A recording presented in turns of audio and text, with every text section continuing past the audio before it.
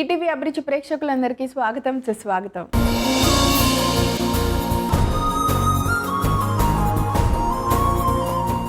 Place ఏదైనా సరే ఎక్కడికి వెళ్ళినా ఆ ప్లేసుల్లో ఉన్న ఎన్నో టేస్టీ రెసిపీస్ని చాలా సింపుల్గా చేసుకునేలాగా చిన్న చిన్న మార్పులతో ఎమ్మి వంటకాలని మీ అందరికీ రెడీ చేస్తుంటుంది మా అమ్మ చేతి వంట.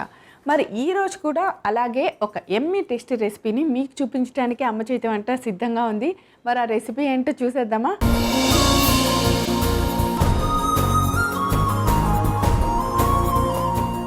మరి ఈరోజు మీ అందరితో సూపర్ అనిపించడానికి వచ్చేస్తున్నారు ఒక ఎమ్మి టేస్టీ రెసిపీతో మన ఎక్స్పర్ట్ శ్రీదేవి గారు.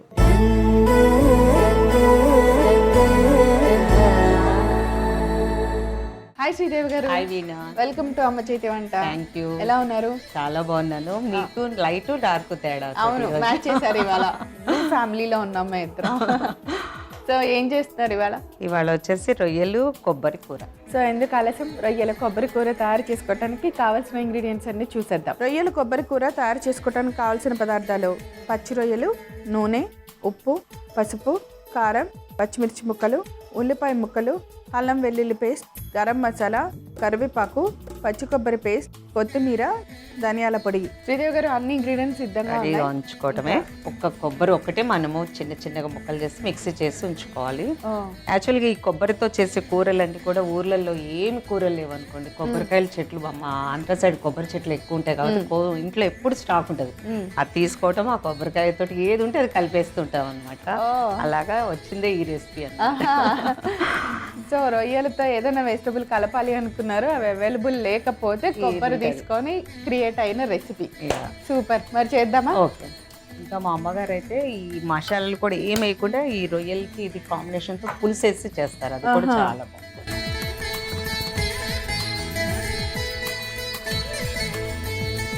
సో అంటే ఇలాంటి కూరలు వండేటప్పుడు ఎక్కువగా అంటే నాన్ వెజ్ అనగానే మనం గరం మసాలా, ధనియాల పొడి ఇవన్నీ చాలా వాడేస్తూ ఉంటాం పౌడర్లో.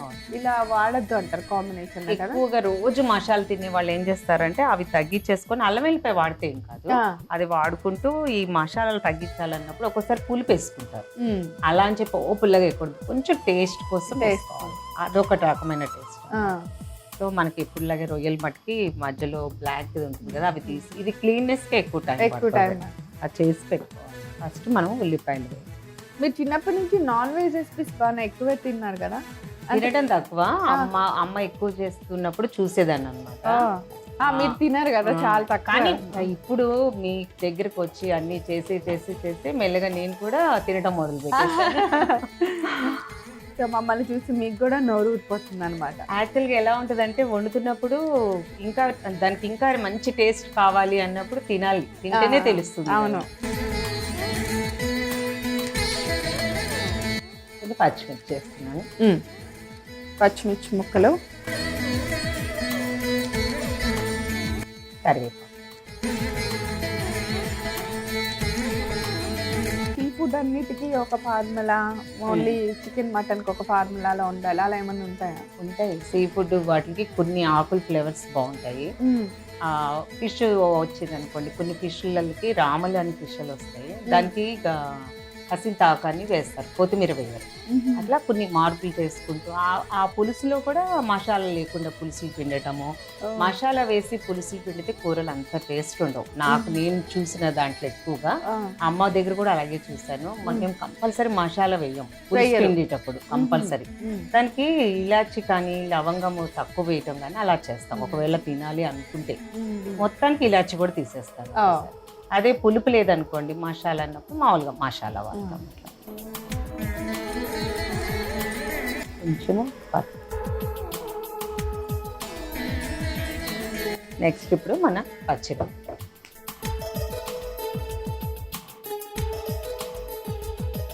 అలాగే కొంచెం అల్లం వెల్లిపాయ కొంచెం.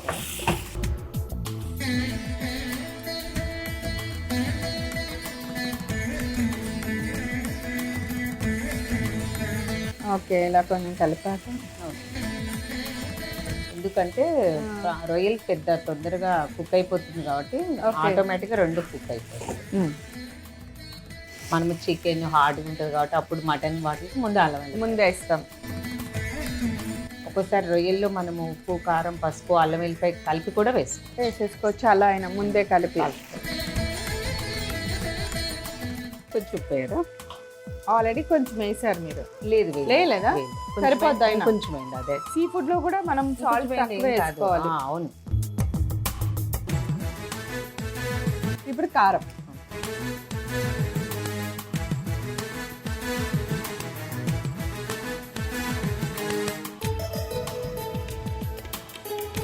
ధనియాలు వేసేసి తీసేయచ్చు. అంటే ఇట్లా అప్పుడు కొంచెం గరం మసాలా వేసి అప్పుడు కొంచెం గరం మసాలా.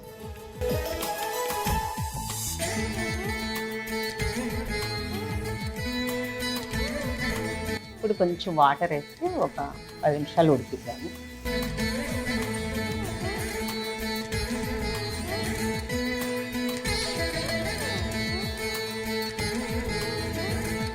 మూత పెట్టనా? ఉడక పట్టాలా? అవును. చూద్దామా? అలా ఉడుకుతున్నప్పుడు పచ్చి కొబ్బరి,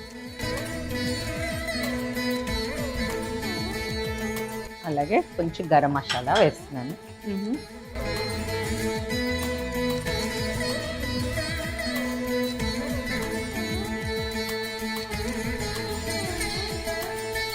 ఆ ఫ్లేవర్స్ అంతా పచ్చి కొబ్బరిలో కూడా ఇంకి చాలా బాగుంటుంది. సో ఫైనల్గా కొత్తిమీరని ఎంతో ప్రేమగా డిస్క్రైబ్ చేసిన శ్రీదేవి గారి కోసం ఫైనల్ కొత్తిమీర అంతే.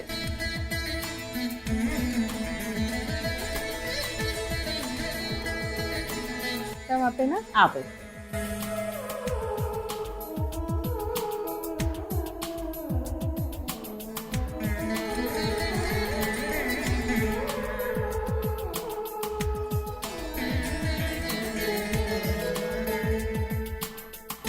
పచ్చిరొయ్యలు కొబ్బరి కూర రెడీ. వీణా టేస్ట్ చూసేలా చెప్పండి. ఓకే.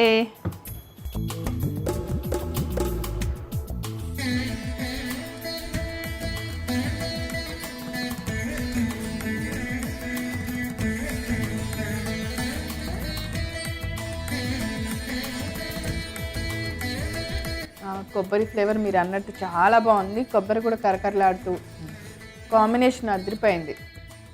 ఇది అన్నంలో వేడివేడి అన్నంలో అలా వేసుకొని తింటే ఇంకా చాలా అనమాట. ఎక్కువ ఒక 10 కూరలు వద్దు, అంత బాగుందనమాట. అలా ఒక్క కూరతో ఎంజాయ్ చేసి హ్యాపీగా తినేయచ్చు. చాలా చాలా టేస్టీగా ఉంది. మీరు తయారు చేసుకోండి. కావాల్సిన పదార్థాలు, తయారు చేసే విధానం నేను రిపీట్ చేస్తాను, నోట్ చేసుకోండి. రొయ్యలు కొబ్బరి కూర తయారు చేసుకోవడానికి కావాల్సిన పదార్థాలు: పచ్చి రొయ్యలు, నూనె, ఉప్పు, పసుపు, కారం, పచ్చిమిర్చి ముక్కలు, ఉల్లిపాయ ముక్కలు, అల్లం వెల్లుల్లి పేస్ట్, గరం మసాలా, కరివేపాకు, పచ్చి కొబ్బరి పేస్ట్, కొత్తిమీర, ధనియాల పొడి.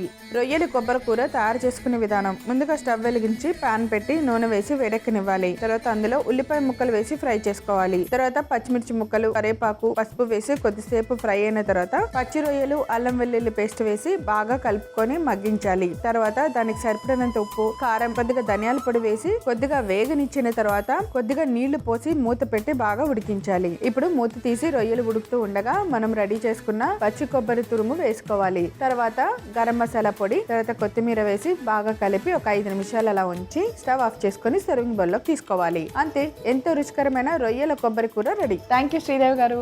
Thank you. చూసారు కదా, రొయ్యల కొబ్బరి కూర చాలా చాలా టేస్టీగా ఉంది. మీరు కూడా తప్పకుండా తయారు చేసుకొని రుచి చూసేయండి. తిరిగి రేపు మరలా అమ్మ చేతి వంటలా కలుసుకుందాం. అంతవరకు సెలవు, నమస్కారం.